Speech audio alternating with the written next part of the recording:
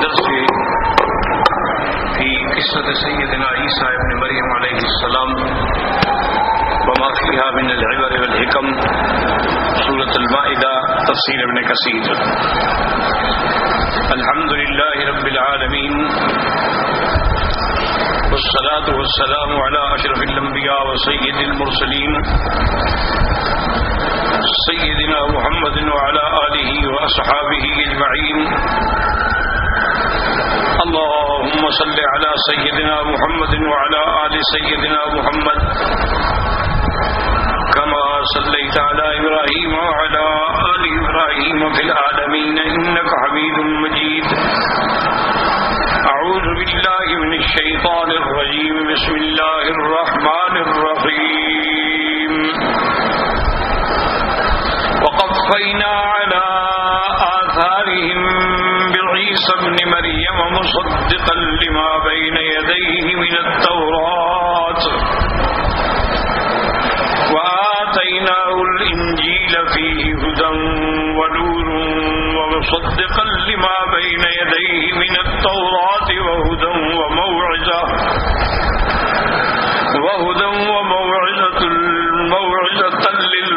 للمتقين۔ وليحكم أهل الإنجيل بما أنزل الله فيه،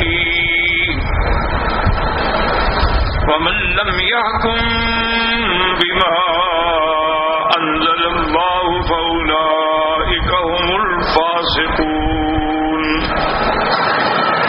جیسا کہ میں نے کل عرض کیا تھا کہ اللہ تبارک و تعالی نے یہ نظام عالم جو بنایا ہے اور اس میں اللہ نے مخلوقات پیدا فرمائی ہیں، اہم ترین مخلوقات جو ہیں وہ تین ہیں، انسان ہیں، فرشتے ہیں اور جن۔ باقی حیوانات ہیں، حشرات ہیں، وہ بھی مخلوق ہے، لیکن اہم یہ مخلوقات ہیں، انسان، فرشتے، جن۔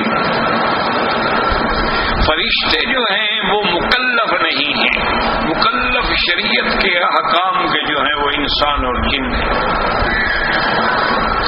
کیونکہ فرشتے معصوم ہیں،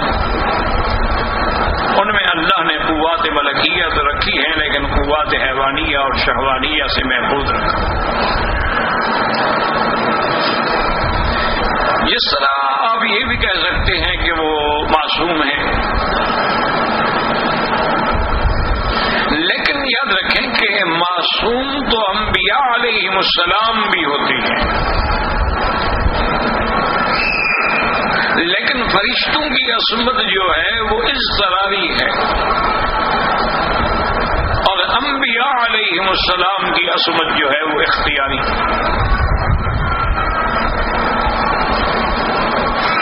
فرشتے معصوم ہیں تو کوئی بڑی بات نہیں ہے، کیونکہ ان کے اندر تو وہ قوت اللہ نے رکھی ہی نہیں نا، مادہ شیطانیہ حیوانیہ ہے ہی نہیں، تو ان کا تو معصوم ہونا کوئی بڑی بات نہیں ہے۔ اصل عصمت کا مقام انبیاء کا ہے کہ جن کو اللہ نے ہر طاقت عطا فرمائی ہے، ہر قسم کی قوتیں عطا فرمائی ہیں، قوات علمیہ بھی ہیں، عملیہ بھی ہیں، نظریہ بھی ہیں، فکریہ بھی ہیں، شہوانیہ بھی ہیں، ملکانیہ بھی ہیں، حیوانی، سب قوتیں، اس کے باوجود وہ گناہوں سے بچے۔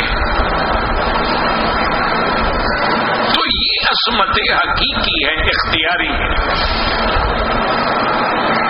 کہ حضرت یوسف علیہ السلام کا شباب ہے، جوانی ہے، حسن ہے، قوت ہے، طاقت ہے، اور پھر حسن خود دعوت دے رہا ہے۔ امراۃ العزیز جو ہے وہ پاگل ہو چکی ہے، دیوانہ ہو چکی ہے آپ کے عشق میں، اور اس نے دیکھا کہ ایسے تو بات نہیں بنتی ہے، اب یہاں کچھ زور استعمال کرنا پڑے گا، تو اس نے ایسا انتظام کیا یوسف علیہ السلام تو ان کو خریدے ہوئے تھے، گویا کہ انہوں نے خریدا تھا بازار سے، غلام تھے. ان کو بلایا لیکن انتظام ایسے کیا اپنے محل میں بلانے کا کہ جو اس کی رازدار کنیزیں تھیں نا ان کے ذمے لگا دیا کہ جیسے جیسے ہم گزرتے جائیں دروازہ بند کر دو، کیونکہ شاہی محل تھا، کئی دروازے تھے. اور وہ گزرتے گئے اور یوسف علیہ السلام کو دل و دماغ میں بھی یہ بات نہیں ہے نا، ان کو کیا تھا کہ وہ ڈرتے یا سوچتے یا نہ جاتے، ان کے تو گمان میں بھی نہیں ہے نا.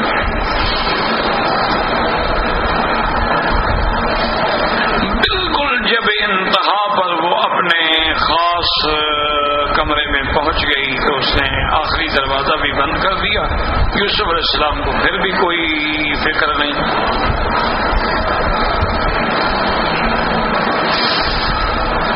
اور اس کے بعد پھر اس نے کھل کے کہہ دیا کہ ہے طلب،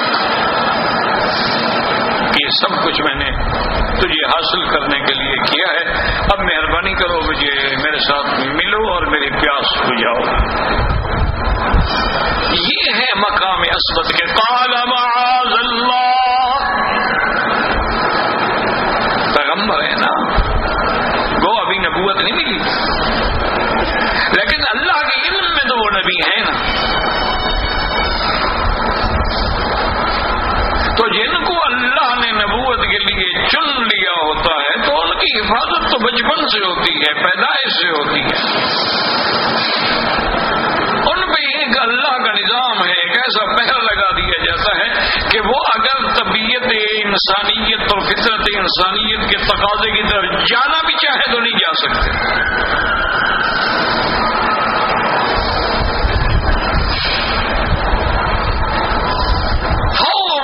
یوسف علیہ السلام کے منہ مبارک سے جو لفظ نکلا قال معاذ اللہ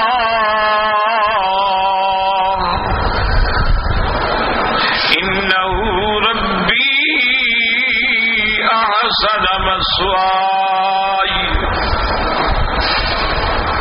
انہ لا یفلح الظالمون. اچھا، بعض لوگوں نے اس تفسیر میں یہ بات بھی لکھی ہے کہ انہ ربی احسن مثوائی، اس سے مراد یعنی انہوں نے عزیز کو لیا کہ جو عزیز ہے نا، دیکھیں وہ میرا پالنے والا ہے، مجھے گھر میں رکھنے والا ہے، مجھے بڑا اچھا ٹھکانہ دیا ہے اور میں اس کے گھر میں. لیکن یہ بات نہیں ہے، آپ کا سارا تعلق اللہ کے ساتھ ہے، زمین سب اللہ کی طرف راجع ہے. کیونکہ یہ جو ہے نا انفصال ضمائر ہو جاتا ہے کہ پہلا ضمیر اللہ کی طرف ہو، درمیان میں عزیز کی طرف ہو، پھر اللہ کی طرف ہو، تو یہ تو انقطاع ہو جاتا جو فصاحت و بلاغت کے خلاف. ان کا سارے ضمائر کا قال معاذ اللہ، یہاں اس میں جلالہ کا ذکر بھی موجود ہے.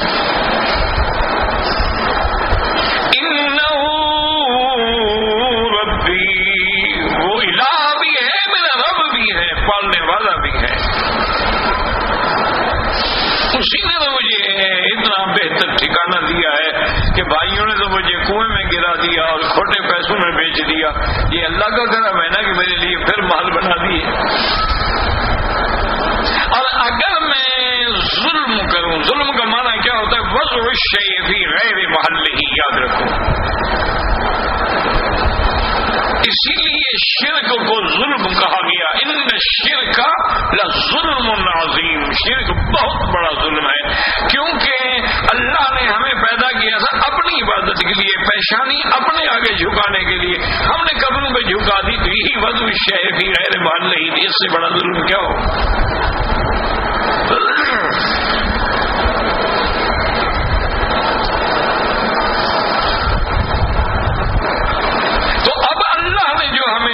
طاقت دی ہے، قوت دی ہے، وہ حلال کے لیے دی ہے، نہ کہ حرام کے لیے.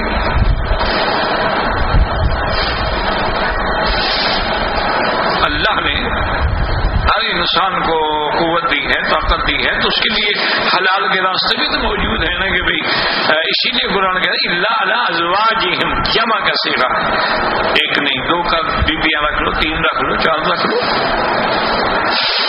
یا پھر اس کے ساتھ ما ملکت ایمانہم ہے تو وہ بھی تم رکھ سکتے ہو۔ لیکن جب اس کو حلال کے بجائے حرام میں، جیسے کہ حضور نے فرمایا کہ جو بندہ ایک لقمہ جو ہے کھانے کا اپنی بیوی کے منہ میں دیتا ہے، کھلاتا ہے، تو اللہ اس کو ثواب دیں گے، صدقے کا بھی ثواب دیں گے۔ تو صحابہ حیران ہو گئے، لگے یا رسول اللہ بیوی کا خرچہ تو ہمارے ذمہ لازمی ہے نا، اس کا خرچہ تو ہم نے دینا ہی دینا ہے، پھر صدقے کا کیا مطلب ہے؟ فرمایا اگر یہی لقمہ تم کسی غیر عورت کے منہ میں رکھ دیتے گناہ ہوتا کہ نہیں؟ میں کہا ہاں جی گناہ نکل، جب تم صحیح جگہ استعمال کر رہے ہو تو ثواب ہوگا۔ اس لیے سیدنا یوسف نے فوراً کہا کہ معاذ اللہ انہ ربی احسن مثوای انہ لا یفلح الظالمون، وہ کبھی فلاح نہیں پاتے جو حد سے گزرنے والے۔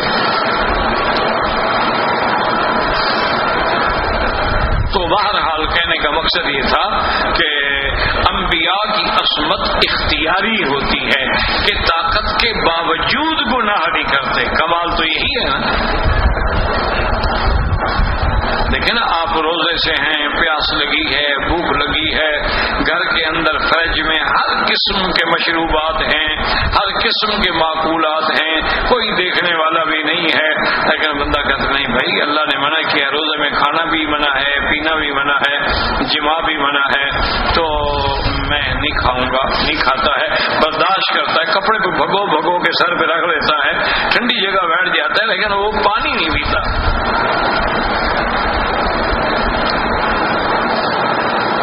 یہ ہے کہ اللہ کے حکم پر حالانکہ اٹھا کے پی لے، کون روکنے والا ہے یا کون دیکھے؟ اسی لیے حدیث میں آتا ہے کہ الصوم لی وانا اجزی بہ، کہ روزہ میرے لیے، اس کا بدلہ بھی میں دوں گا، فرشتے نہیں، میں خود بدلہ دوں گا۔ تو ہر عبادت اللہ کے لیے ہے، لیکن روزے کو کیوں کہا گیا کہ باقی عبادت کو تو کوئی نہ کوئی تو دیکھتا ہے نا، ہم نماز پڑھ رہے ہیں جماعت میں تو کوئی تو دیکھ رہا ہے نا، ہم عید پڑھ رہے ہیں، ہم جمعہ پڑھ رہے ہیں تو کوئی تو دیکھ رہا ہے نا، ہم زکوٰۃ دے رہے ہیں، خیرات دے رہے ہیں تو کوئی تو بڑا چھپا کے دیں، چلو جس کو دیں گے وہ تو دیکھ رہا ہے نا، لیکن روزہ ایسی چیز ہے کہ اللہ کے سوا کسی کو پتہ ہی نہیں ہوتا۔ ایک آدمی روزہ نہ رکھے، منہ شو رگڑ کے شام کو ہمارے ساتھ بیٹھ جائے تو ہم کیا کریں؟ ہم کہیں گے مسجد آؤ بھائی، معاشرہ کھجور لے لو، کھجور لے لو۔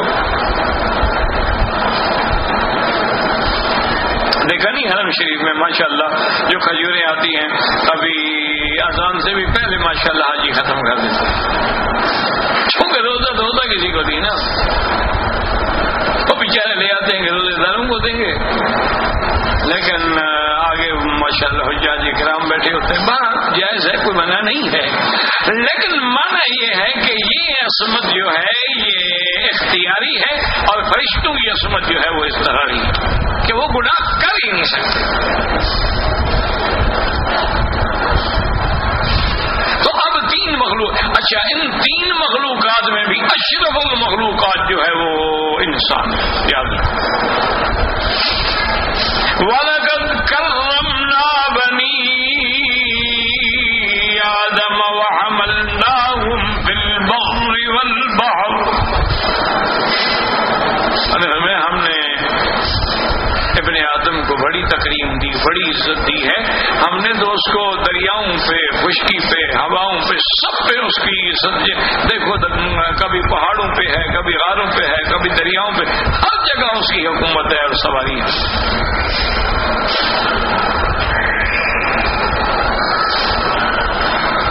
اسی طرح فرمایا لقد خلقنا الانسان فی احسن تقویم، سب سے خوبصورت احسن ہیکل جو ہے وہ انسان کا، کہ دیکھیں کیسے اللہ نے ہاتھ بنائے ہیں، کیسے اللہ نے اس کی پپلیاں بنائی ہیں، آنکھیں بنائی ہیں، بھویں بنائی ہیں، سر بنایا ہے، ٹانگیں بنائی ہیں، مفاصل مفاصل بنائے ہیں، اعصاب بنائے ہیں، عروق بنائے ہیں، شرائین بنائے ہیں، نظام داخلی ہے، نظام باطنی ہے، نظام ظاہر، کیا اللہ کا پورا ایک کارخانہ جو ہے وہ انسان میں ہے۔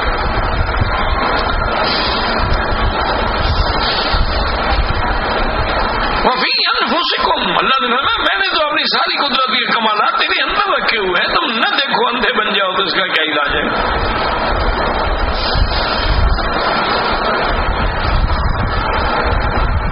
اگر تم اپنے سر سے لے کر پاؤں تک ان اعضاء میں بھی غور کرو تو پھر بھی تمہیں ہر جگہ اللہ کی توحید، وحدانیت، قدرت، کمال، الوہیت سب مظہر جو ہے وہ نظر آئیں۔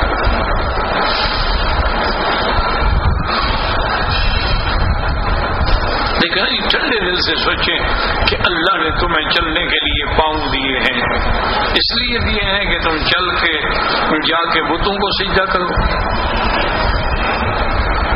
اللہ نے تمہیں آنکھیں دی ہیں، اسی لیے دی ہیں کہ غیر محرم عورتوں کو دیکھو۔ اللہ نے تمہیں عقل دی ہے، اسی لیے دی ہے کہ سوچ سوچ کے ڈاکے مارو، قتل کرو، فتنے کرو،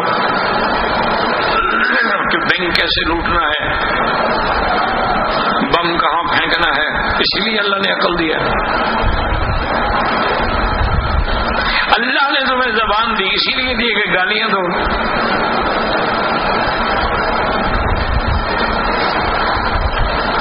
اور پھر یہ ہے کہ اللہ کے نظام پہ غور کرو۔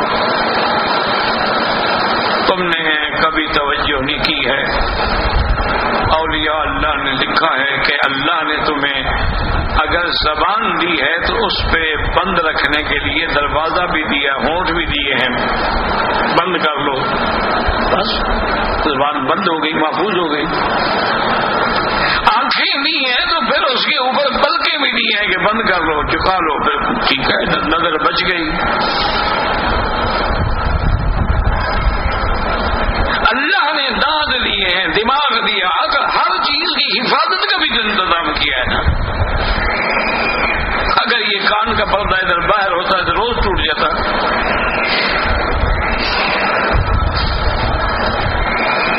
اگر آپ کی آنکھوں کے اوپر یہ چادر نہ ہوتی، یہ جھالر نہ ہوتی تو ذرا سی مٹی کے ساتھ تم روز ہی تڑپتے رہتے۔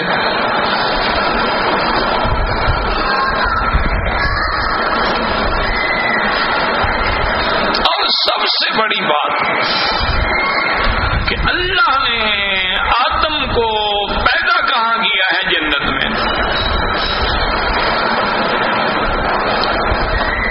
اور پیدا کرنے کے بعد ان کا ٹھکانہ کیا ہے؟ جنت۔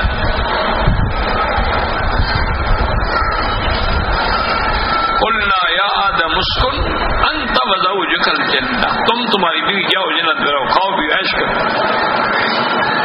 اسی لیے ہے نا قرآن کہتا ہے کہ مومن جو ہیں اولئک هم الوارثون، یہ جنت کے وارث ہیں۔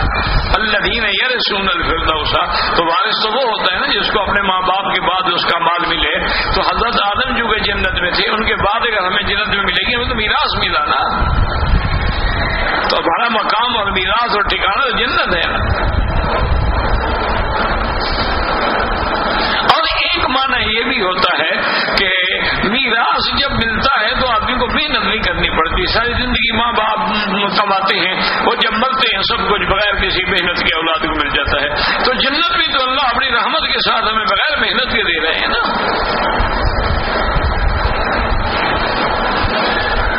چلو تم نے کوئی ایک آدھی نماز پڑھ لی ہوگی، آدم نے کتنی نمازیں پڑھی تھی کہ جنت میں چلے گئے؟ کچھ بھی نہیں کیا، نہ روزہ رکھا، نہ نماز پڑھی، نہ جنت میں کوئی احکام ہی نہیں تھے نا، تکلیف ہی نہیں تھی۔ اسی سے سمجھا گیا اور حضور نے بھی فرما دیا کہ یاد رکھو کہ جنت نہیں ملے گی مگر اللہ کی رحمت سے۔ حتیٰ کہ صحابی نے پوچھا بلا انت یا رسول اللہ، آپ کو بھی فرمایا ہاں، الا ان یتغمدنی اللہ برحمتہ، ہاں مجھے بھی اللہ کی رحمت سے کیونکہ عمل سے تو ہم جا ہی نہیں سکتے ہیں، ساری زندگی جو عمل کرو ایک سانس کی قیمت بھی ادا نہیں کر سکتے۔ تو پھر صاف ظاہر ہے نا کہ ہمیں، اور ہم نے عمل کیا کتنی.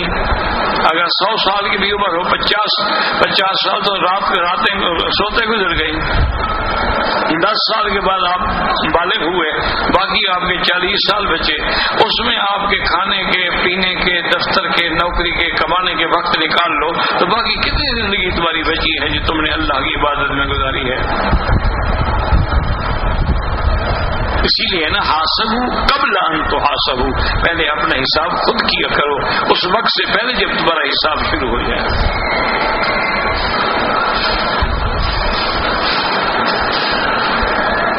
تو اب جناب یہ دیکھیں کہ یہ کتنا بڑا شرف ہے انسان کے لیے کہ اللہ نے جو حضرت آدم ہیں ان کو جنت میں پیدا کیا اور اپنے ہاتھوں سے بنایا. باقی کسی مخلوق کو ہاتھوں نے، ہاں آسمان کے بارے میں آتا ہے والسماء بنيناها بأيد.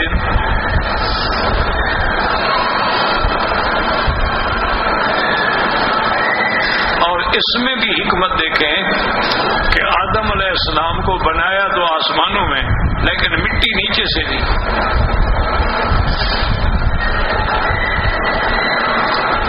اور حتیٰ کہ بعض علماء نے یہ بھی لکھا ہے کہ علی وجہ اللہ نے پوری زمین کے منہ سے مفت سے، ساری زمین ہے، ہر قسم کی مٹی لے لی.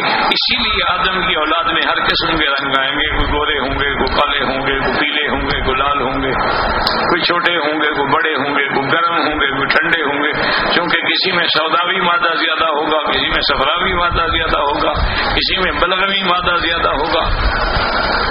وہ سارے اثرات تو آئیں گے نا جی.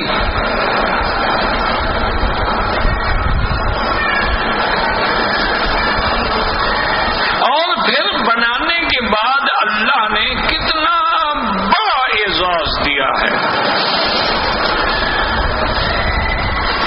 کبھی غور کیا کرو. وَعَلَّمَ آدَمَ الْأَسْمَاءَ كُلَّهَا، اللہ نے آدم کو خود سکھلایا، خود پڑھایا.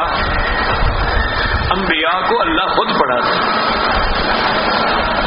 وہ کسی استاد کے پاس نہیں پڑھتا. کیوں؟ استاد کے پاس پڑھیں پھر استاد کی شان تو زیادہ ہوتی ہے نا.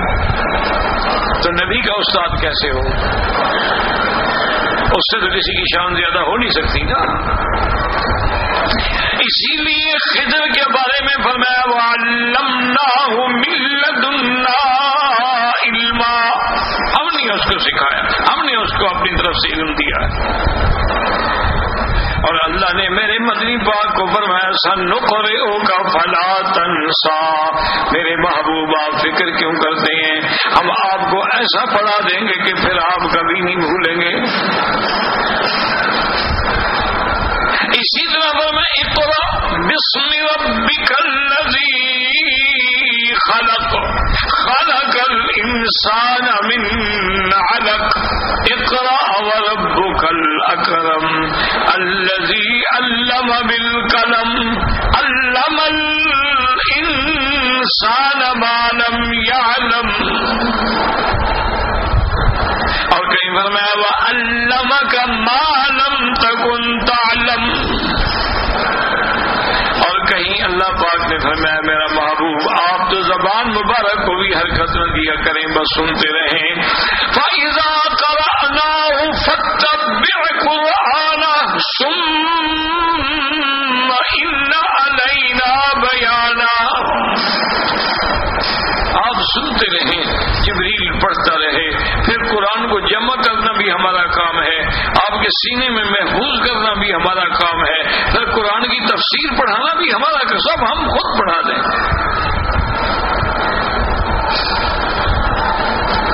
اسی لیے یاد رکھیں کہ جن کو خدا پڑھائے گا، خدا کے پڑھانے میں غلطی ہو سکتی ہے، وہ تو غلطی سے پاک ہے. لا یضل ربی ولا ینسا، وہ تو بہکنے سے بھی پاک، بھولنے سے بھی پاک. یہی وجہ ہوتی ہے نا کہ پیغمبروں کا علم جو ہے وہ سچا ہوتا ہے، اس میں کوئی کمی پیشی نہیں ہوتی.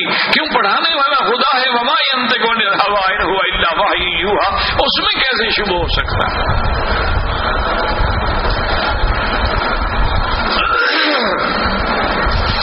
اب اللہ نے آدم کو اتارا. اب سمجھے نظام عالم جسمانی ضروریات کا بھی خیال رکھا، ہر چیز پیدا کی جس کی ہمیں ضرورت ہے۔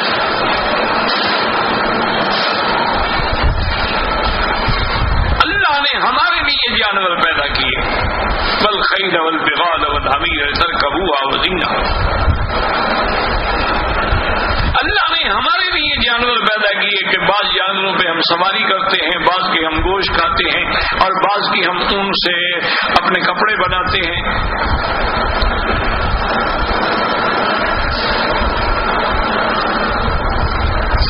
سب کچھ اللہ تبارک و تعالی نے ہمارے نظام عالم کو چلانے کے لیے، ہمارے جسمانی نظام کے لیے ہر چیز پیدا فرما۔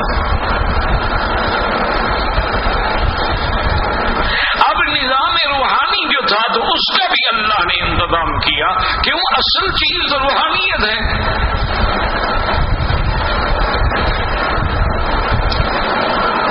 اگر روح نہ ہو تو جسم بیکار ہے، روح ہے تو انسان زندہ ہے، روح نکل گیا انسان ختم ہو گیا۔ موت کا معنی کیا ہے؟ انقطاع روح ہے الجسد۔ یہ الگ بات ہے کہ ثم تعاد روح، پھر لوٹا دی جاتی ہے روح۔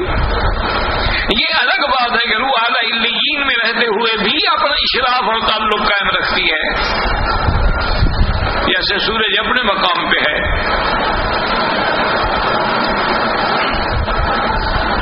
لیکن اس کی روشنی، اس کی شعاعیں، اس کی گرمی آپ کو کتنا پہنچ رہی ہے؟ آپ جانتے ہیں کہ سورج جو ہے اس میں کتنا ٹن ہائیڈروجن ہے، یہ جو بم بنتے ہیں نا ہائیڈروجن، اور پھر یہ کتنا روزانہ ہیلیم میں تبدیل ہو رہا ہے۔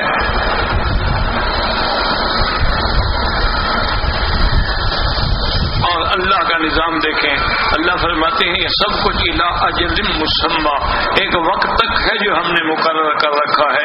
اسی لیے آج بھی سائنس کہتی ہے نا کہ یہ سورج جو ہے یہ پھر اس کی روشنی گھٹتے گھٹتے گھٹتے گھٹتے ایک وقت آ جائے گا یہ بے نور ہو جائے گا، پھر سورج کی موت ہو جائے گی، سن ڈیتھ۔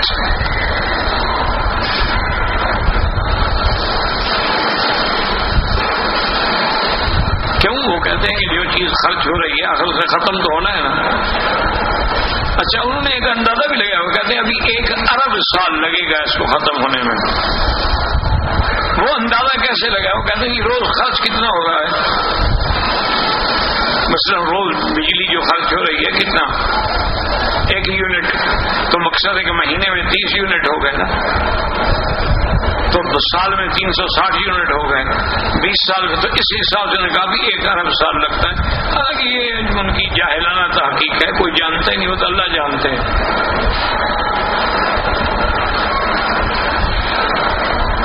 ایک انہوں نے بات کہہ دی ہے،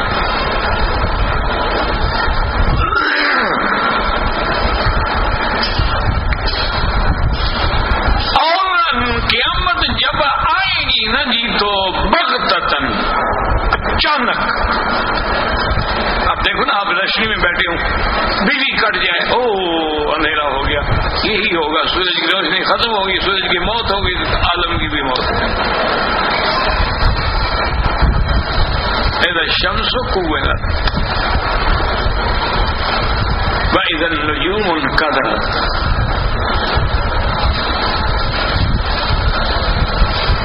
تو اللہ نے ہمارے روحانی نظام کی اصلاح کے لیے کیا کہ اللہ نے نبی بھیجے، پیغمبر بھیجے، ہر نبی کے بعد نبی، ہر رسول کے بعد نبی، رسول کے بعد رسول آتے رہے آتے رہے آتے رہے، اور اپنی اپنی قوم میں، اپنے اپنے زمانے میں، اپنے اپنے حدود میں ان کی نبوت رہی۔ کبھی کبھی ایک وقت میں بھی کئی کئی نبی رہے۔ اب حضرت موسیٰ علیہ السلام رسول نبی، ہارون علیہ السلام بھی نبی، یعنی کئی مقام پر کئی ایک وقت میں کئی انبیاء۔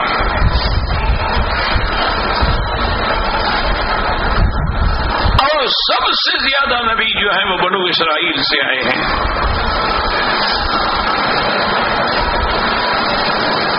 یہ سلسلہ چلتا رہا اور عالم جو ہے وہ بھی گویا کہ گھٹتا رہا.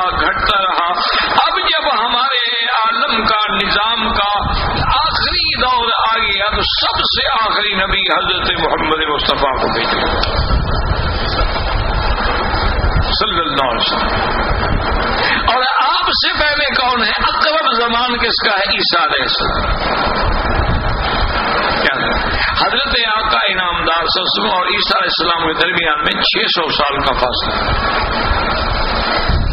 اور یاد رکھا کرو یہ اللہ کے نزدیک 600 سال 500 سال اس کی کوئی حیثیت ہی نہیں ہے نا.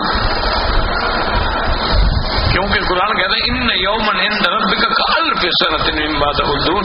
اللہ کے ہاں جو ایک دن ہے وہ تمہارے 1000 سال کے برابر ہوگا.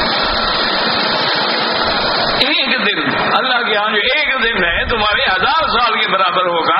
تو اس کا مطلب یہ ہے کہ کل وہ کہتے ہیں کہ دنیا جو ہے اس کی عمر ہی 6000 سال. مقصد اللہ کے نزدیک ہے 6 دن ہے.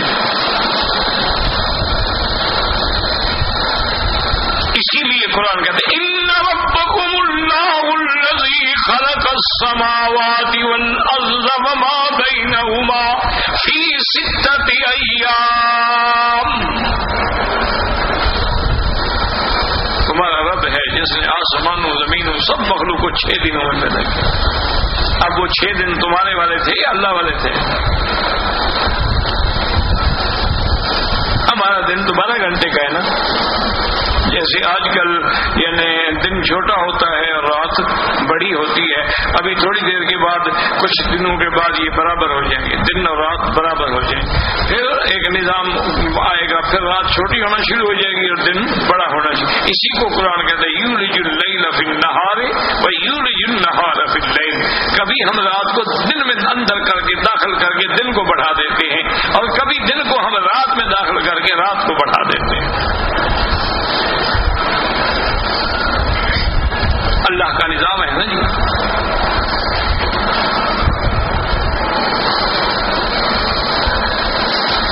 اور اس کو یہ جو نظام ہے اور ہمیں اللہ رات دن ان فی اختلاف اللیل والنہار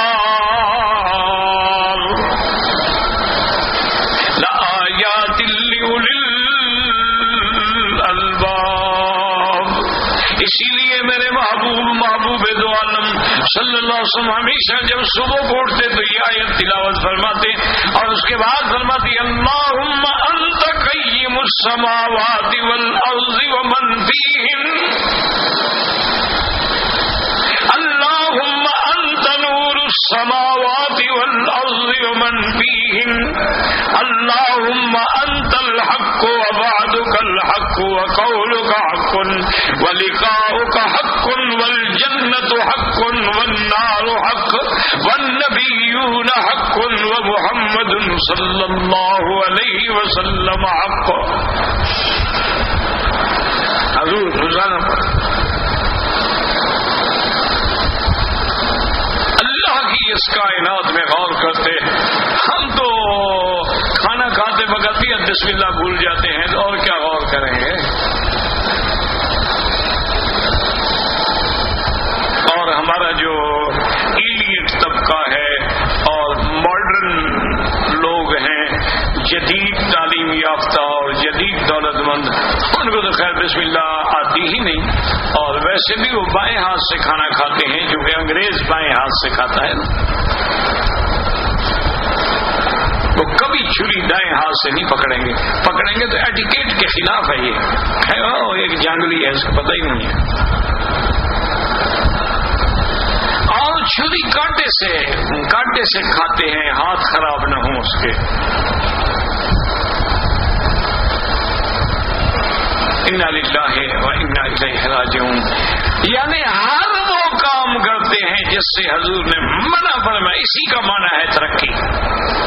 حضور نے فرمایا داڑھی بڑھاؤ, مونچھیں کٹاؤ. ان کا نہیں جناب, ہم داڑھی مڈائیں گے, مونچھیں بڑھائیں گے. حضور نے فرمایا زمین پہ بیٹھ کے کھانا کھاؤ. ان کا نہیں جناب, ہم ٹیبل پہ بیٹھ کے کھائیں گے. حضور نے فرمایا ٹیک کرسی پہ بیٹھ کے ٹیک لگا کے کھائیں گے. حضور نے فرمایا کہ تم اگر حمام میں جب بھی جاؤ تو ننگے سر نہ جایا کرو. حمام میں بھی ٹوپی سر پہ رکھ کے جانا مستحب ہے. ہم نے کہا جی آپ فکر نہ کریں, ہم تو مسجد میں بھی نہیں رکھیں گے, ہم تو نماز میں بھی نہیں رکھیں گے, آپ حمام کی بات کریں. ہم نے نہیں یوں سمجھا ہے نا ماشاءاللہ. حضور نے فرمایا بھی کپڑا تمہارا ٹخنے سے نیچے نہ ہو. ہم نے کہا جی پھر ہماری بڑائی کیا ظاہر ہوگی, ہماری تو پاؤں کے بھی نیچے ہوگی اور پینٹ ٹخنے کے بھی نیچے ہوگی. حضور نے فرمایا کہ بازو پورے ہوئے نہیں جناب, ہم تو آدھے رکھیں گے تاکہ نماز تو مکروہ ہو نا, کبھی پڑھنی پڑ جائے. حضور نے فرمایا کہ پگڑی جو ہے وہ سنت الانبیاء ہے. ہم نے کہا ہم چوکیدار کے سر پہ رکھیں گے, ہم بیرے کے سر پہ رکھیں گے, جو کھانا سرو کرتے ہیں ٹرین میں اس کے سر پہ ٹوپی رکھیں گے, تاکہ پگڑی رکھیں گے تاکہ حضور کی پگڑی کی توہین ہو. پتہ لگے کہ یہ پگڑی تو گھٹیا لوگوں کی چیز ہے. ہمارے نواب تھے, نواب بہاولپور سر صادق محمد خان عباسی, بہت ہو گئے, اللہ ان کی قبر پہ رحمت کرے. تو وہ ایک دفعہ وہ ہمیشہ جاتے تھے, سال میں 6 مہینے یورپ میں رہتے تھے اور 6 مہینے پاکستان میں رہتے تھے. وہ جب وہاں گئے تو انہوں نے وائسرا جو تھا نا جی اس کو دعوت دی. ہمیشہ دعوتیں ہوتی رہتی تھی, وہ ان کو دیتے تھے ان کو دیتے تھے. جب دعوت دی تو اس دن نواب صاحب نے خاص اہتمام کیا کہ ان کا جو بڑا بادشاہ گزرا تھا جارج ششم ہشتم, اس کی پوری وردی کی نقل جو تھی نا وہ سب کے لیے بنائی. ڈرائیور کے لیے وہی وردی, چپراسی کے لیے وہی وردی, چوکیدار کے لیے وہی وردی, بیرے کے لیے وہی وردی, اور کک کے لیے وہی وردی. سارے جارج ششم کی وردی میں سارے نوکر ملازم سب اسی وردی میں. وہ ویسرائے کھانے پہ آ گئے. اب جس کو دیکھے وہ تو اس کے باپ والی وردی پہنے ہوئے ہیں, نوکر کو دیکھے, بیرے کو دیکھے, جس کو دیکھے. انگریز دانا دشمن تھا نا, پی گیا, کھانا وانا کھایا نواب صاحب کے ساتھ بیٹھ کے. اس وقت تو بات نہیں کی. جب دوبارہ ملاقات کی تو کہا نواب صاحب یہ آپ نے کیا ملازموں کے لیے یونیفارم تجویز کی ہے؟ انہوں نے کہا اچھا آپ کو تکلیف ہوئی ہے تو آپ نے جو ہمارے آقا کی اور امام الانبیاء کی پگڑی جو ہے وہ بیرے کے سر پہ رکھی ہے, اور گیٹ پہ جو گارڈ کھڑا ہے, جو چوکیدار کھڑا ہے اس کے سر پہ رکھی ہے, اور ہر ہوٹل کے گیٹ پہ جو چوکیدار اس کے سر پہ رکھی, تو ہمیں ہمارا دل نہیں دکھتا. آپ کو آپ کے بادشاہ کی وردی سے تکلیف ہو رہی ہے اور ہمیں سرکار تو جہاں کی توہین دیکھ کر دل نہیں دکھتا. تو اس نے کہا بات آپ,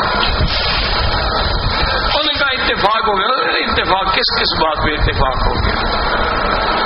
حضور نے فرمایا کہ اگر بسل بھی کھا لو تو میری مسجد میں نہ آئے. تو تم سب کو سگریٹیں پکڑوا دی اور سگار پکڑا دی اور حکے پکڑا دی تاکہ منہ میں بدبو ہو تو آئے.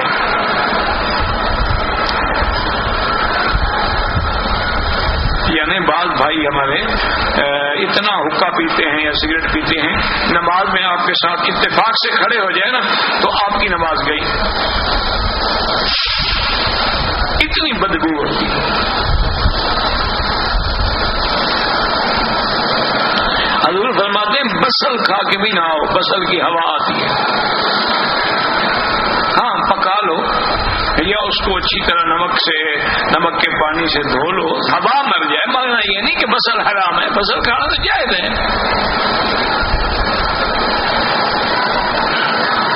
اب تو خیر آپ کو انگریزوں نے اسی تھوم اور بسل پہ ڈال دیا ہے نا. وہ کہتے ہیں کہ آپ کے ہارٹ کا علاج ہے, کولیسٹرول کو کم کرتا ہے, بلڈ پریشر کو کنٹرول رکھتا ہے. اسی چیز پہ لائے ہیں نا جو ان کے باپ دادا یہودیوں نے مانگی تھی. تھوم میں وہ بسل آواز وہی اسی دال پہ لے آئے ہیں نا آپ کو. دشمن بڑا دانا ہے اور مسلمان یا تو پاگل ہے یا انہوں نے پاگل بنا دیا ہے. یعنی اندازہ کریں کہ جب من و سلوہ اتر رہا تھا آسمان سے, جنت کا کھانا روزانہ آ رہا تھا, والسلوى کلوا من طیبات ما رزقناکم. تو موسیٰ علیہ السلام سے کہنے لگے حضرت یہ جنت کے بٹیرے کھا کھا کے ہم تنگ آ گئے ہیں, ہمیں تو مہربانی کریں نا کہ پھر وہی فومہا و بصلہا, کوئی تھوم ہو, بصل ہو, کوئی دال ہو, کوئی سبزی ہو, وہ ہمیں ملے, بس مہربانی کریں. اب یہ کب تک ہم گوشت کھاتے رہیں گے؟ تو یہ سب سے پہلے یہودیوں نے مانگی تھی چیزیں جو آج انہوں نے تمہاری ضرورت بنا دی ہے کہ ہر مسلمان کو ویجیٹیرین بنا رہے ہیں کہ جی سبزی پہ زندہ رہو. کیوں ہوگا؟ نہیں جناب, گوشت یوریا پیدا کرتا ہے, اس سے تو ہارٹ پرابلم پیدا ہوتی. ہمارے باپ دادا جو ساری زندگی گوشت کھاتے رہے ان کو تو کبھی یوریا نہیں ہوا, 99 سال تک بھی نہیں ہوا. یہ یوریا بلائیں اس لیے ہوتی ہیں کہ تم محنت نہیں کرتے, مشقت شروع کر دو, جو مرضی آئے کھاؤ. روزانہ صبح جناب ماشاء اللہ 1 بیگھہ ہل چلا کے زمین ٹھیک کیا کرو, بیلوں کے پیچھے کسی لے کے خود کھدائی کیا کرو, خود نالے کھودا کرو. اس کے بعد تم روزانہ 1 کلو گھی پی جاؤ, بجے آگے تمہیں کوئی نقصان ہو. ہمارے آپ کے علاقے کے تھے وہ رستم زمان کہہ رہا نا, پہلوان تھا بہت بڑا, اب نام مجھے بھول گیا. تو وہ گھر کے باہر بیٹھے ہوتے ہیں تو ہماری دیہات کی بیویاں, بچیاں, بیٹیاں وہ گھی بیچنے کے لیے آتی, تو ڈبے ہوتے سر پہ رکھے ہوئے, تو پوچھتا ہاں میری بہن کیا ہے وہاں گھی ہے, کتنا ہے؟ انہوں نے کہا گھر سے تول کے لائی ہوں خان, 5 کلو ہے, 5 سیر ہے, کلو تو نہیں تھے اس وقت. اچھا کتنے کا ہے؟ انہوں نے کہا بس یہ 10 روپے کا, 2 روپے سے. اچھا انہوں نے کہا یہ لو 10 روپے لے آؤ. انہوں نے کہا خان صاحب برتن تو منگوا لیں نا, کس میں ڈالیں گے؟ تم مجھے دو, اپنے پیسے پکڑو. اس کو پیسے دیتے, وہ بھی ڈبے کے ساتھ منہ لگا تھا, 5 کلو پی گیا تھا اسی وقت بیٹھے میں. یہ لو اپنا برتن بیٹا لے جاؤ, خالی ہو گیا ہے.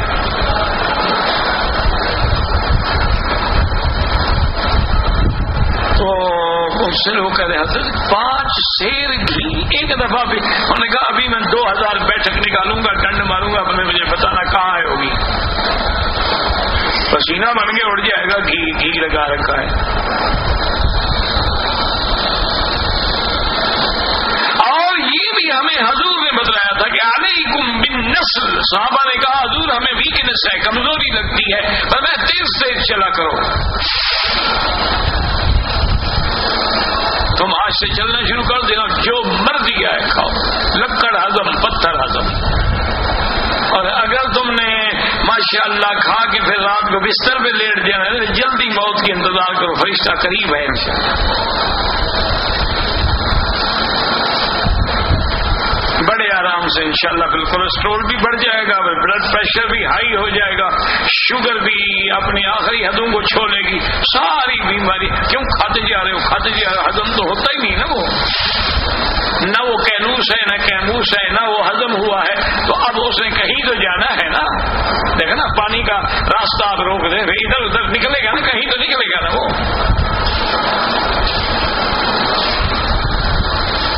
تو اب جناب ہماری ہدایت کے لیے اللہ نے کیا انتظام کیا کہ انبیاء بھیجے, کتابیں بھیجی. ہر نبی پہلے نبی کی تصدیق کرنے والا. اس لیے آپ پڑھ رہے ہیں کہ عیسیٰ علیہ السلام اپنے سے پہلی کتاب کی بھی تصدیق کرنے والے اور پیغمبر موسیٰ علیہ السلام کی بھی تصدیق کرنے والے. اور نظام عالم دیکھو نا جی, آدم مرد ہے عورت نہیں ہے, عیسیٰ عورت ہے مرد نہیں ہے, تو سرے مل گئے نا دونوں کے. آپ جب دائرہ کھینچیں گے دونوں سرے برابر ہوں گے تو ملیں گے نا. گول آپ نے دائرہ بنانا, اگر سرا ایک موٹا ہو ایک پتلا ہو تو پھر برابر نہیں ہو سکتے. اوپر بھی ایک آدم ہے, مرد ہے عورت نہیں ہے. اچھا عورت حوا ہے, مرد نہیں ہے. نیچے حضرت عیسیٰ علیہ السلام ہے, ماں ہے, مرد نہیں ہے, تو سرے مل گئے. وہ دائرہ نبوت کا مکمل ہو گیا. اور دائرہ ہو نہیں سکتا جب تک اس کا مرکزی نقطہ نہ ہو. وہ مرکزی نقطہ کون ہے؟ حضرت محمد رسول اللہ. اسی لیے اللہ نے سارے انبیاء سے عہد لیا تھا, وَإِذَا أَخَذَ اللَّهُ مِيثَاقَ النَّبِيِّينَ لَمَا آتَيْتُكُم مِّن كِتَابٍ وَحِكْمَةٍ ثُمَّ جَاءَكُمْ رَسُولٌ مُصَدِّقٌ بما معكم لتؤمنن به ولتنصرنه. اللہ نے وعدہ دیا کہ جب تمہارے پاس میرا رسول آئے, میرا نبی محمد مصطفیٰ آئے, تم سب اس پر ایمان لے آنا, اور اگر تمہارے زمانے میں ہو تو اس کی مدد بھی کرنی ہے. تو اس لیے علماء نے لکھا کہ سارے نبی انبیاء تھے لیکن اپنی امت کے نبی تھے. محمد مصطفیٰ نبی امت کے بھی ہیں اور نبی الانبیاء بھی ہیں, تمام انبیاء کے بھی آپ نبی. ہر نبی اپنی امت کا امام ہوتا ہے. یہ شان میرے محبوب کی ہے کہ وہ امام الانبیاء والمرسلین علیہ الصلاۃ والتسلیم. اللہ کے کروڑوں صلاۃ و سلام ہوں میرے محبوب پر. تو یہ وہ نظام تھا. اچھا, اب نظام مسئلہ یہ ہو گیا کہ حضور تو آخری نبی ہے, آپ کے بعد تو نبی کوئی نہیں. حضور جو ہیں وہ تو آخری نبی ہیں, اس لیے حضور نے فرمایا نا خاتم النبیین لا نبی بعدی, اور اس کی مفسرین نے تشریح فرمائی لا نبی بعدہ ولا رسول بعدہ ولا کتاب بعد کتابہ ولا شریعت بعد شریعتہ, اور بعض علماء نے فرمایا ولا معصوم بعدہ. تو اب حضور کی تصدیق کے لیے وہ تو سلسلہ ٹوٹتا ہے, سنت اللہ کا خلاف ہوتا ہے. اللہ نے عیسیٰ علیہ السلام کو آسمانوں پہ زندہ بٹھا دیا کہ قیامت کے قریب تم اترو گے اور تصدیق کرو گے محمد مصطفیٰ کی صلی اللہ علیہ وسلم. اس لیے اللہ نے فرمایا وَقَفَّيْنَا عَلَىٰ آثَارِهِمْ, ہم نے انہی کے نقش قدم پہ کس کو بھیجا, عیسیٰ ابن مریم. اچھا, وہ کیا کریں گے, مصدقا لما بین یدیہ من التوراۃ, آپ سے پہلے جو کتاب تورات ہے اس کی تصدیق کرنے والے ہوں گے. وآتیناہ الانجیل, حضرت عیسیٰ علیہ السلام کو ہم نے کتاب انجیل بھی عطا فرمائی. اس کتاب میں کیا تھا, فیہ ھدی ونور ومصدقا لما بین یدیہ من التوراۃ وھدی وموعظۃ للمتقین. اس میں ہدایت ہے. یاد رکھو, ہدایت جو ہے وہ ضلالت کی ضد ہے, نور ظلمت کی ضد ہے, تصدیق جو ہے وہ تکذیب کی ضد ہے, اور موعظہ جو ہے وہ نصیحت ہے, وہ زجر ہے, وہ غفلت کی ضد ہے. اللہ نے اس کے اندر ساری چیزیں رکھ دی. فیہ ھدی, ہدایت ہے, ضلالت سے بچانے والی, ونور, اور اس کے اندر نور ہے جو تمہیں ظلمات شرک اور کفر سے نکالے گا. ومصدقا لما بین یدیہ من التوراۃ, وہ اپنے سے پہلے کتاب کی بھی تصدیق کرنے والی ہے. وھدی, اور اس میں ہدایت ہے. وموعظۃ, زجر ہے, لیکن کن لوگوں کے لیے, للمتقین, ان لوگوں کے لیے جو اللہ سے ڈرنے والے ہیں.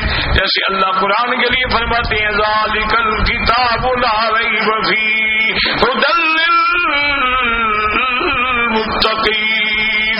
اس لیے اللہ فرمائے کہ جب تمہاری ایسی کتاب ہم نے تم کو دی ہے, وَلْيَحْكُمْ أَهْلُ الْإِنْجِيلِ بِمَا أَنزَلَ اللَّهُ فِيهِ, اب اہل انجیل کو چاہیے اس کے مطابق فیصلے کریں جو اللہ نے انجیل کے اندر فرمایا ہے.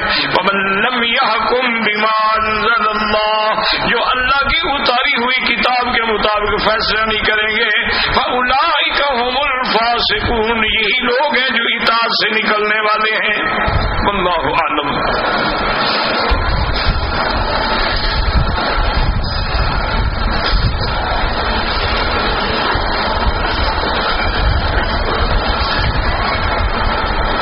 گزارش یہ ہے جی, کہتا ہے جی کہ انگلینڈ میں کچھ لوگ ہیں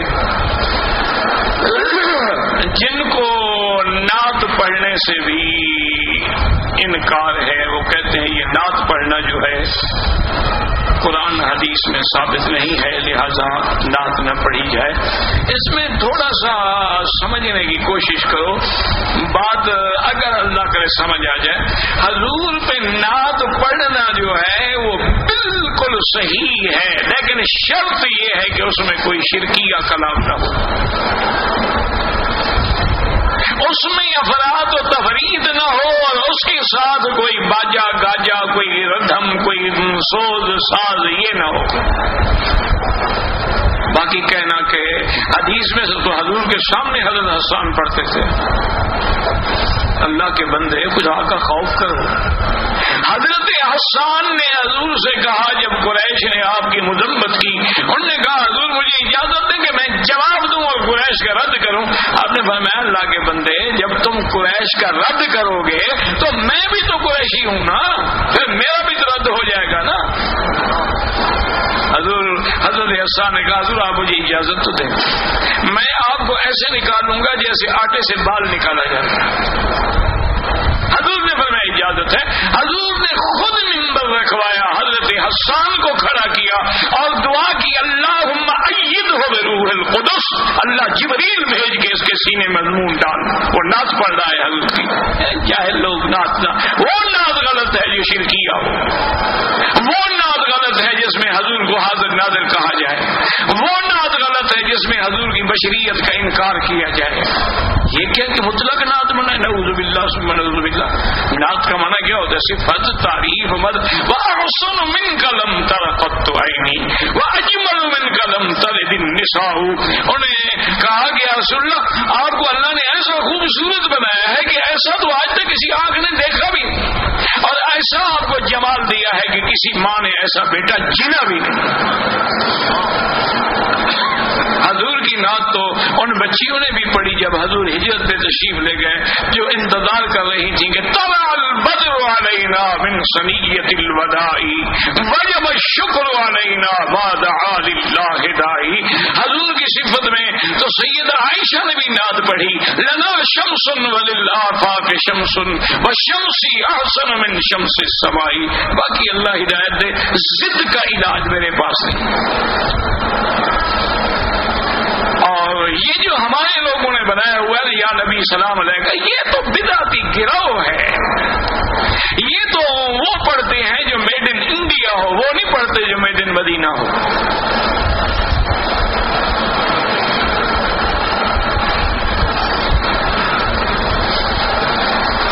میلاد شریف اور شب معراج اور یہ بالکل بدعت ہے۔ آپ کو حضور سے محبت ہے، پورا ربیع الاول جو ہے درود پڑھو، پورا ربیع الاول حضور کی سیرت بیان کرو، حضور کی صرف 12 ربیع الاول کو اجازت ہے آپ کا، اور 12 ربیع الاول کو تو حضور کی وفات ہے، پیدائش تو ہے ہی نہیں۔ یہ آپ کو کس نے کہا ہے حضور 12 ربیع الاول کو پیدا ہوئے ہیں؟ آپ تو انگلینڈ میں رہتے ہو، انٹرنیٹ آپ کے سامنے پڑا ہوا ہے، 1400 سال پہلے کی تاریخیں نکالو، کوئی تاریخ 12 ربیع الاول ہو اور سوموار کی صبح ہو بنتی ہے تو مجھے دکھاؤ۔ اس میں کوئی شبہ نہیں کہ حضور ربیع الاول کے مہینے میں پیدا ہوئے ہیں، لیکن تاریخ زیادہ راجی یہ ہے کہ وہ 9 ربیع الاول سے، اور 12 کو تو وفات ہے حضور۔ باقی یہ ساری شب برات عبادت کرو، نماز پڑھو، روزہ رکھو، کوئی منع نہیں کرتا، لیکن یہ کہنا کہ جی آج شب برات ہے لہذا حلوہ اور جلیبیاں اور لڈو تقسیم کیے جائیں تاکہ پھر لڈو ملیں گے، پھر فکر نہ کرو انشاءاللہ وہاں اور لڈو ملیں گے۔ ان کا کام یہی ہے نا، حضرت حسین پیاسا شہید ہو گیا، یا دودھ کی سبیلیں لگاتے ہیں روح افزا ملا کے۔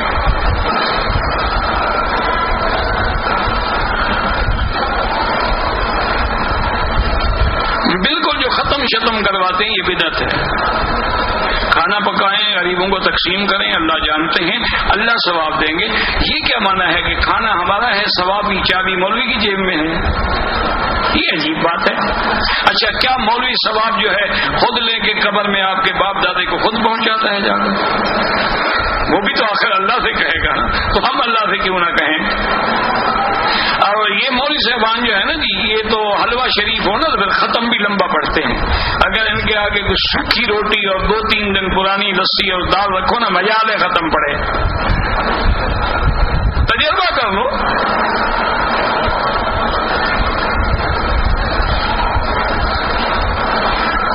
مغرب میں تاریخ کو رکھا گیا ہے، تاریخی مقامات، دستاویزات بچے دیکھتے ہیں، سیکھتے ہیں، میوزیم جاتے ہیں۔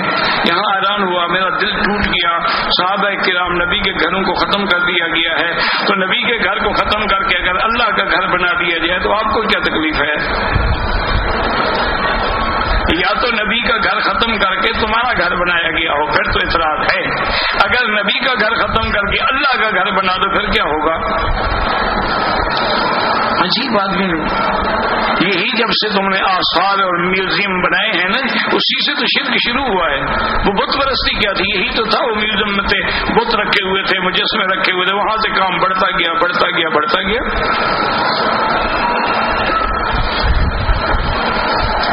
یہ تو حضور نے حضرت علی کو حکم دے کے بھیجا تھا کہ ولا تمثال الا مسحته، کوئی تصویر ہو مٹا ڈالو، ولا قبر مشرفا، اگر قبر اونچی ہو سویتہ اس کو زمین کے برابر کر دو۔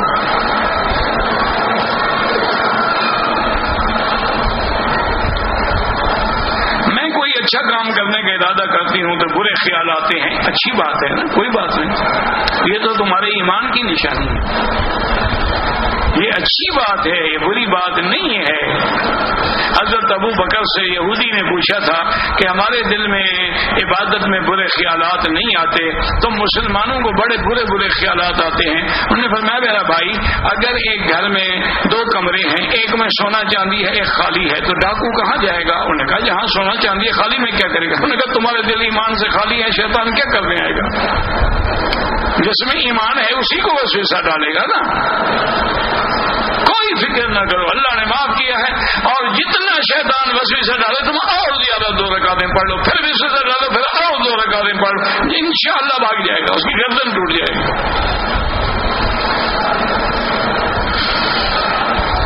آدمی سونا اصلی پہننا مرد کے لیے حرام ہے، وہ اپنا سونے کا رنگ چڑھا ہوا ہو تو وہ جائز ہے، اس کا کوئی مسئلہ نہیں ہے۔ اسی طرح سنہری رنگ کی گھڑی ہو، رنگ سے کچھ نہیں ہوتا، کپڑا سنہری ہو اس کا بھی کوئی حرج نہیں ہوتا ہے۔ عورت اور مرد کو مختلف کا معنی یہ ہے کہ مردوں کے لیے سفید رنگ زیادہ پسندیدہ ہے، عورت کے لیے جو ہے وہ اپنا رنگین لباس جو ہے۔ خیر آج کل تو ویسے بھی پتہ نہیں لگتا، لڑکی پہ گمان ہوتا ہے لڑکا ہے اور لڑکے پہ گمان ہوتا ہے کہ یہ لڑکی ہے، اور اس کو حضور نے 1400 سال پہلے فرما دیا کہ لعن اللہ المتشابہین والمتشابہات، اللہ ان لڑکوں پہ بھی لعنت کرے ان لڑکیوں پہ بھی لعنت کرے جو مردوں کی شکل بنائیں گی اور مرد لڑکیوں کی شکل۔ دیکھیں ماشاء اسی طرح بال بنائیں گے، اسی طرح بالے کان میں پہنیں گے، گلے میں ماشاءاللہ چین پہنیں گے، ہاتھ میں کڑے پہنیں گے، ماشاءاللہ یہ بانکا سجیلا لکھ نویر اور جوان آ رہا ہے۔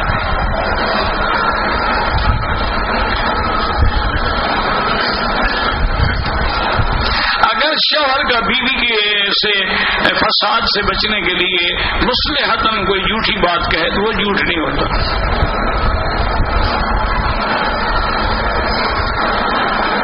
اگر ظہر اور عصر کی نماز امام کے پیچھے ہیں تو کچھ بھی نہ پڑھے، امام جو پڑھ رہا ہے ہمیں امام کے پڑھنے پر اعتبار ہے، ہمیں یقین ہے کہ امام پڑھتا ہے، اور باقی بہرحال بعض ابا کے نزدیک سورۃ فاتحہ پڑھنی چاہیے۔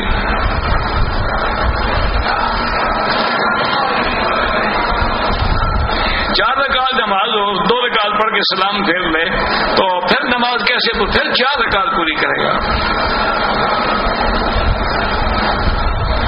عصر مغرب کے درمیان میں نے طواف کیا، طواف واجب نماز کے لیے افضل یہ ہے کہ مغرب کے بعد 2 رکعت طواف کی پڑھو، لیکن اگر کسی نے پڑھ لی ہے تو کوئی کفر اسلام کی جنگ نہیں ہے، یہ افضل اولا کی باتیں ہیں۔ دعا کریں اللہ، ہم تو بھائی سب کے لیے دعا کرتے ہیں۔ بدعت حسنہ، بدعت کوئی حسنہ نہیں ہوتی، وہ تو لغوی طور پہ کہا گیا بدعت نیا کام، مطلب جو بھی بدعت شریعت کے خلاف ہو وہ کبھی حسنہ نہیں ہوتی۔ بدعت ہمیشہ بدعت ہوتی ہے، کل محدثۃ بدعہ وکل بدعۃ ضلالہ وکل ضلالۃ فی النار۔ وہ تو حضور نے فرمایا حضرت عمر کی نعمت البدعۃ ہے، وہ معنی بے اعتبار لغوی کی ایک نئی چیز ہے، یہ معنی نہیں کہ شرعی طور پہ جو چیز قرآن و حدیث کے خلاف ہو وہ بدعت ہو اور وہ ٹھیک ہو۔ نماز کی نیت زبان سے ضروری نہیں ہے، دل میں ضروری ہے، زبان سے استحضار ہے، کرے کرے نہ کرے نہ کرے، اصل نیت دل میں ہوتی ہے۔ اب آپ عشاء کے لیے بیٹھے ہیں یہی نیت ہے۔ حرم کے اطراف میں جو ہوٹل ہے وہاں نماز کی جگہ ہوتی ہے، بھائی بالکل ہوتی ہے، اور پورے مکے میں 1 کا لاکھ ملے گا، لیکن حرم کی جماعت کا کیا کیا مقابلہ ہے جہاں 2 لاکھ آدمی نماز پڑھ رہا ہو. جتنی جماعت بڑی ہوگی اتنا ثواب بھی بڑا ہوگا. جتنے کعبے کے آپ قریب آئیں گے اتنا ثواب بھی زیادہ ہوگا. اگر وہاں بیٹھ کے آپ نے پڑھنی ہے تو آپ ٹیلی ویژن پہ اپنے ملک میں بھی پڑھ لیا کریں. وہاں ٹیلی ویژن کھول دے, نماز ہو رہی ماشاءاللہ کھڑے ہو جائیں. ظہر عصر کے وقت عصر مغرب کو اور مغرب عشاء کو پڑھتا رہا کریں. الٹرا ساؤنڈ کے ذریعے معلومات کرتے ہیں, یہ تو علم غیب نہیں ہے. علم غیب یہ ہے یعلم ما فی الارحام, دنیا میں جتنی مادہ ہے, انسان ہے, جن ہیں, جانور ہیں, پرند, اور سب کے پیٹ میں جو ہے وہ اللہ جانتا ہے. یہ تو ایک کو تم الٹرا ساؤنڈ کے نیچے لے آئے نا, یہ تو ما تحت الاسباب ہے, ما فوق الاسباب تو نہیں ہے نا. جو نہیں آئے الٹرا ساؤنڈ کے نیچے ان کا بتا دو. گھڑی دیکھ کے میں ٹائم بتا دوں, یہ کون سے علم غیب ہے؟ عجیب بے وقوفی والی باتیں سوچتے رہتے ہیں لوگ. میں مکہ میں کام کرتا ہوں, عید کی نماز کے مدینہ شریف گیا تھا, دوسری بار بھی گیا.